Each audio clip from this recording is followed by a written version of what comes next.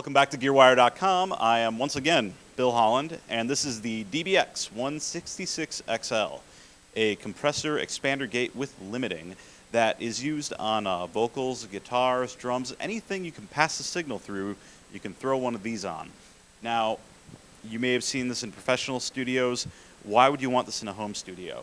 Well, the reason is it can handle your audio in the front end of things instead of doing it in post after you've gone into the computer.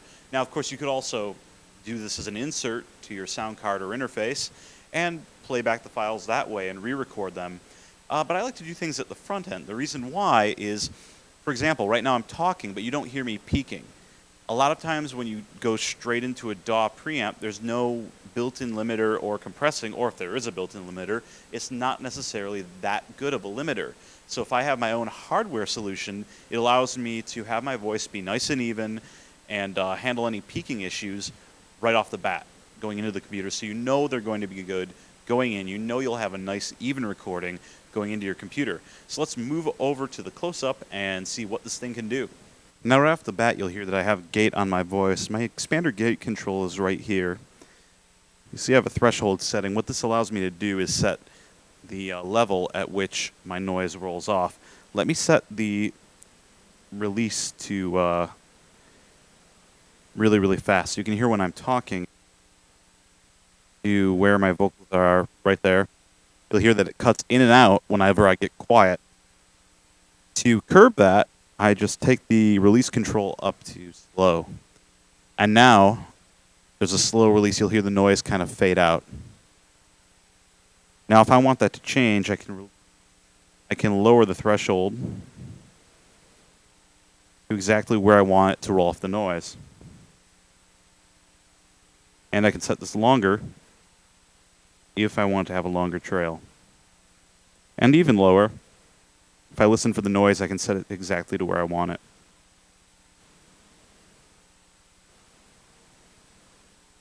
So your noise floor is right about there. There's also SE Enable, which now, if you listen to my voice, it's a little bit smoother going into my voice coming back in instead of that harsh cut you got before. So here we have our threshold control. This allows us to control the decibels at which it starts compressing my voice. So in this situation, you'll notice the green light stays on at below, but if I raise it up and I keep talking, you'll see same result, because as it gets higher, it's actually going higher than my voice. So I'm going to lower it down until I get that yellow light. So you'll see at that point it's going to crush my voice. However, right now it's not doing that because I have the ratio set 1:1.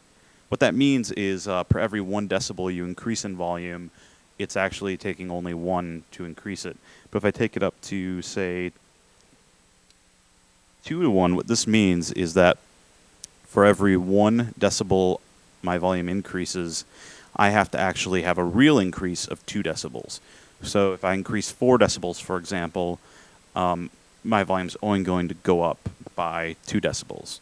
And it increases exponentially till we get to 4:1, 16:1, and then infinity, which means that no amount of volume increase will increase by 1 decibel.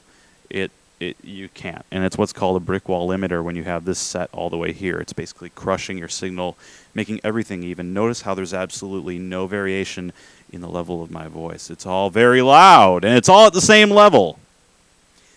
Now, the reason why it allowed me to get that loud even is if I set my attack back, it's going to, as soon as I get loud, it's going to decrease my voice and bring my level down. However, if I get rid of that, get ready for this to be pretty loud. I'm going to be very loud. See that? So it takes a second for it to kick in.